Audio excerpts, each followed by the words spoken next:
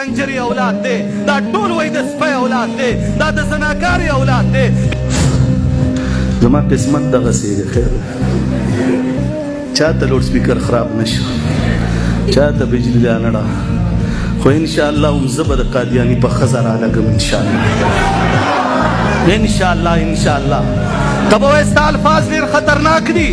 زه به وایم راشه مصدقه ریپورټ په نوم باندې ما نه دی لیکلی کتاب د پاکستان جنرل اسمبلی نه راغلی دی، په هغې کې ویلي دي وایي څوک چې مرزا غلامي د پیغمبر نه وایي دا ټول وایي د کنجري اولاد دی، دا ټول وایي د سپی اولاد دی، دا د زناکاري اولاد دی. بیا زما د پاکستان په آئین کې آرټیکل 3 لاندې د 1974 106 260 په تراميمو کې شک نمبر 20 باندې د په هر کتاب باندې پابندي ده. د هغې باوجود دا مردار د پاکستان د سپریم کورټ فیصله موجوده ده چې قادیانې به لا اله الا الله محمد رسول الله دا کلمه به نه وایي.